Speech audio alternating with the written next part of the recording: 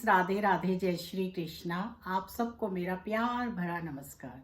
स्वागत है आपका, क्या कहते हैं, आपके नंबर में। मैं आपकी अपनी एस्ट्रोन्यूमोलॉजिस्ट ललिता टंडन आज आपके साथ बात करूंगी महाशिवरात्रि पर। हर मास में शिवरात्रि आती है, मासिक शिवरात्रि, लेकिन इसको महाशिवरात्रि कहते हैं क्योंकि इस दिन भगवान शिव के लिंग रूप यानी कि शिवलिंग की स्थापना हुई थी और इसीलिए इस दिन का बहुत महात्म होता है और इसको महाशिवरात्रि कहते हैं। आप सब लोग, मैं भी, हम लोग सब शंकर भगवान पर शिवलिंग पर जल चढ़ाते हैं और शिवलिंग के महत्व को अच्छी तरह जानते हैं। शिवलिंग में भगवान के स्वरूप विराजते हैं। हमारे यहाँ जो 12 तो ऐसे ज्योतिर्लिंग हैं जिनमें स्वयंभू भगवान खुद स्थापित हुए हैं और उन्होंने ये कहा है कि यहाँ पर मैं हूँ। काशी, रामेश्वरम, महाकालेश्वरम, ओंकारेश्वरम, कितने सारे नाम हैं जो ये हमारे सोमनाथ जी, ये सब हमारे स्वयंभू यानी कि भगवान शंकर ने खुद यहाँ पर वरदान देकर कि मैं यहाँ स्थापित हूँ, शिवलिंग की स्थापना हुई है।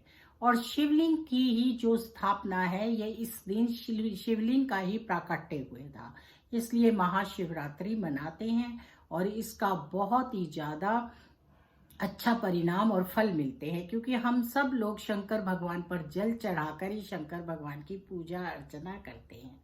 तो महाशिवरात्रि वाले दिन भगवान शंकर के पूरे परिवार की रात को 3 पहर की पूजा होती है।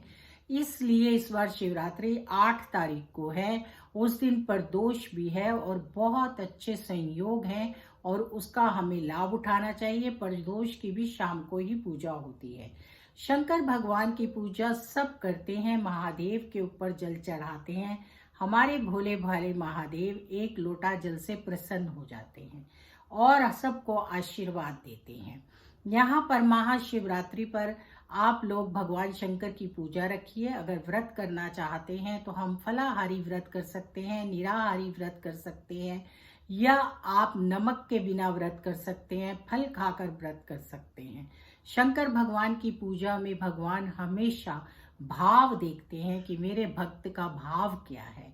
वो बहुत ही ज्यादा भोले भाले होते हैं। आपने कितनी स्टोरी सुनी होंगी कि कोई चोर जो है वो शिवलिंग पर चढ़ गया और भगवान प्रकट हो गए कि इसने तो मुझ पर अपने आप को पूरा अर्पण कर दिया। तो भगवान शंकर की पूजा भक्ति बड़ी श्रद्धा भाव और अंदर के अपने भाव से करनी ज्यादा जरूरी होती है। वो उससे बहुत खुश होते हैं और उनकी पूजा भक्ति महाशिवरात्रि वाले दिन करना बहुत ही अच्छा होता है। इसके अच्छे परिणाम मिलते हैं। सबसे अच्छा ये होता है कि हम धन धान्य हर चीज तो चाहते हैं, पर हमें अपना आत्मबल, अपना स्वास्थ्य अच्छा करने के लिए और जो हमसे थोड़ी बहुत त्रुटियां होती हैं उसकी क्षमा मांगने के लिए शिवरात्रि का व्रत रखना चाहिए और भगवान शंकर से क्षमा याचना करनी चाहिए कि हम मनुष्य हैं और मनुष्य के रूप में हम बहुत सारी गलतियां करते हैं और आप उन्हें हमें क्षमा कीजिए। शंकर भगवान पर अगर आप अच्छी हेल्थ चाहते हैं, स्वास्थ्य अच्छा चाहते हैं, तो आपको काले तिल दूध में 2 बूंद दूध में काले तिल जल में डालकर अर्पण करने चाहिए। उससे भगवान कष्ट हर लेते हैं। और अगर आप चाहते हैं कि हमें नाम मिले, प्रतिष्ठा मिले, वैभव मिले, तो आपको शंकर भगवान पर शमी चढ़ाना चाहिए। शमी चढ़ाने से भगवान बहुत प्रसन्न होते हैं और शमी चढ़ाने से हमें वैभव मिलता है। भगवान शंकर पर अनार का रस, गन्ने का रस, शहद, केसर का पानी और पंचामृत यानी दही, दूध सब कुछ चढ़ाया जाता है और सबसे ही भगवान प्रसन्न होते हैं और हमें बहुत कुछ देते हैं। जीवन में सुख सौभाग्य सब कुछ देते हैं। संतान की प्राप्ति के लिए भी भगवान शंकर के ऊपर हम जल अर्पण करते हैं। यहाँ पर अगर आप भगवान शंकर पर बेल पत्र अर्पण करते हैं तो वो उससे बहुत खुश होते हैं।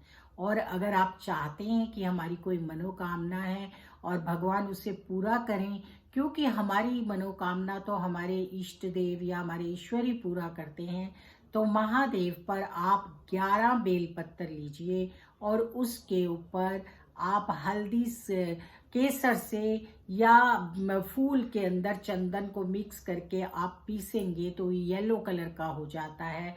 उससे राम लिखिए और नहीं तो रोली से राम लिखिए और भगवान शंकर पर अर्पण कीजिए, उससे वो बहुत प्रसन्न होते हैं। यहाँ आप लाल चंदन का भी इस्तेमाल कर सकते हैं और आपकी मनोकामना पूर्ण करती हैं। लौंग, सिपारी, इलायची ये सब चढ़ाने से भी भगवान बहुत प्रसन्न होते हैं। मैंने फिर कहा, आप शंकर भगवान पर सब कुछ चढ़ाइए, लेकिन आप भाव से चढ़ाइए, श्रद्धा से चढ़ाइए, उससे आपको बहुत लाभ मिलेगा। विद्यार्थियों को चाहिए कि भगवान शंकर पर जरूर जल चढ़ाएं और उसके साथ साथ बेलपत्र चढ़ाएं, पीले फूलों की माला अर्पण करें, उससे लाभ मिलेगा। और उस दिन क्योंकि शनिवार है तो आप लोगों को एक बार हनुमान चालीसा का पाठ भी जरूर करना चाहिए मंदिर में। आपके सारे कार्य पूरे होंगे और आपके अच्छे एग्जाम्स जाएंगे। पहले ही मैंने कहा कि शिवरात्रि पर आत्मबल बढ़ता है और अगर आप थोड़ी देर मौन रहते हैं, मौन रहकर ओम नमः शिवाय का मंत्र का जाप करते हैं तो उसका आत्मबल आपका बहुत बढ़ता है। शिवरात्रि का मतलब होता है कि शिव की रात्रि, यानी शिवरात्रि को रात्रि के टाइम भजन भोजन जरूर करना चाहिए, मंत्र का जाप करना चाहिए, भगवान को याद करना चाहिए, भगवान के सामने बैठकर समाधि लगाकर कार्य करने चाहिए। भगवान शंकर ही योग के देवता हैं, योगी हैं और इसके साथ साथ आपको प्राणायाम, योगा वगैरह करना चाहिए क्योंकि वो इसके देवता हैं। चंद्र दर्शन करने चाहिए क्योंकि भगवान के मस्तक पर चंद्रमा है। जो प्रदोष होता है उस दिन अगर आप सुबह देखेंगे तो आपको दूज का चांद नजर आएगा। इस पर मैंने एक बार पहले वीडियो बताई थी आपकी। प्रदोष वाले दिन अगर अगले दिन आप चांद देखें तो सुबह दूज के चांद जैसा चांद नजर आता है, पर उसके लिए सुबह जल्दी उठना पड़ता है। तो शिवरात्रि वाले दिन आप अपने मन को शांत रखकर, मौन रहकर कोशिश कीजिए, होता तो मुश्किल है लेकिन 1 घंटा 2 घंटा मौन रहकर भगवान शंकर पर जल अर्पण करने के साथ साथ दान पुण्य भी जरूर कीजिए। रसीले फलों का दान कीजिए। भगवान को बेर बहुत प्रिय है तो भगवान पर बेर भी जरूर चढ़ाने चाहिए, उसका बड़ा अति उत्तम फल मिलता है। अगर आप शिव पुराण पढ़ें तो उसमें बेर के बारे में बहुत अच्छी चर्चा है। इसी तरह से भगवान पर लाल चंदन अर्पण करना चाहिए शिवलिंग पर। शिवलिंग को अच्छे से स्नान कराना चाहिए और मंदिर में साफ सफाई का ध्यान रखना चाहिए। उस दिन शनिवार है तो मंदिर में आप लोग सफाई जरूर रखिए और कोशिश कीजिए कि अगर कुछ फैला हुआ है तो सफाई भी जरूर कीजिए। आप सब लोगों को महाशिवरात्रि की बहुत बहुत शुभकामनाएं। ये छोटी छोटी चीज़ें हमारे उपाय तो आप मानते हैं लेकिन ये धर्म है। हमारी हिंदू संस्कृति में भगवान शंकर की पूजा करना, हर रोज भगवान को जल अर्पण करना, इसको हम धर्म मानते हैं और इस धर्म का हम पालन करते हैं। तो आप लोगों को भी अगर अच्छा स्वास्थ्य चाहिए, स्ट्रॉन्ग पावर्स चाहिए, आप चाहते हैं हम तेजवान होएं तो भगवान शंकर की पूजा आराधना अवश्य कीजिए। राधे राधे, जय श्री कृष्णा। फिर मिलेंगे आपसे नई वीडियो में, तब तक के लिए आप सबको मेरा प्यार भरा नमस्कार।